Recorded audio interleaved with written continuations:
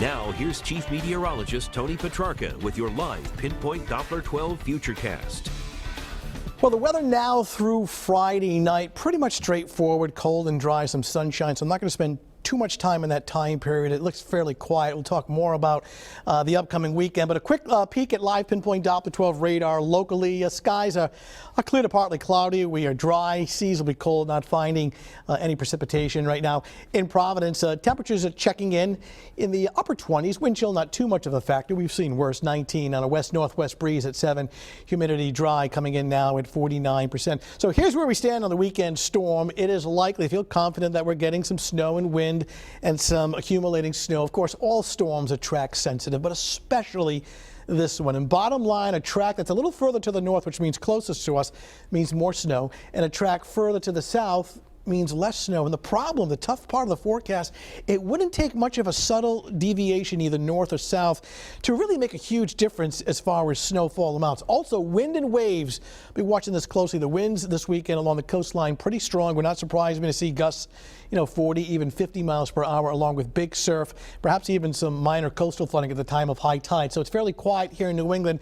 The beginning stages of our storm system that I'm tracking is still off to our west, and this will track across the southern plains, pick up moisture from both the Gulf of Mexico and the Atlantic, and then intensify into a significant nor'easter off the mid-Atlantic coastline. I want to show you this one more time. The developing storm, watch the timestamp up on top. There it is, developing across the southeast, and then here it is Friday night near the Carolina coastline. The shield of snow still well to our south, intensifying and moving slowly. That's why we think the precipitation doesn't really get in here now till Saturday noon. All right, two potential scenarios. Scenario one is a track that's further offshore. That keeps the real heavy snow from roughly New York City points south and west. We still get into a band of at least moderate snow, but it wouldn't take much of a jog to the north to put that heavier band of snow. And we're starting to see some trends now, at least with a couple of computer projections coming in right now, of a slight northward shift. And we're going to see if that trend continues over the next couple of days. All right, this is where it gets interesting. I want to show you some snow forecast models that we use. Snow model number one. This is by Sunday. The pink represents very excessive amounts of snow from New York City all the way down through D.C. I mean, look how close this is to southern New England.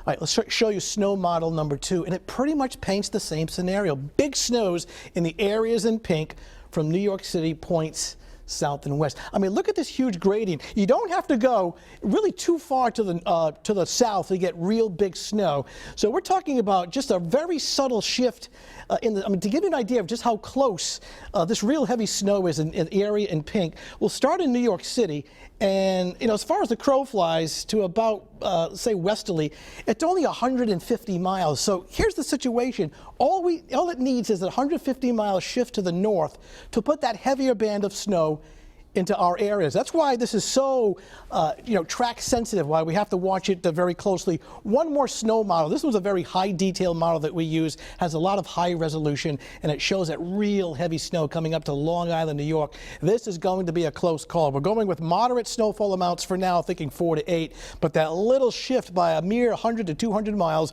is going to put us into some very heavy snow. So I'm going to watch that over the next couple of days.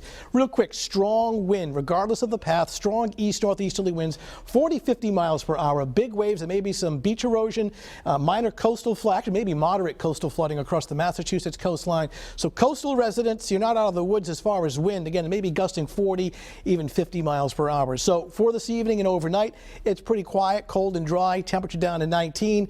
And tomorrow morning, looking at some sunshine and temperatures starting off in the 20s, heading up to pretty much the low 30s like we had this afternoon. And then all eyes on the weekend from roughly Saturday afternoon, the height of the storm Saturday night into Sunday morning.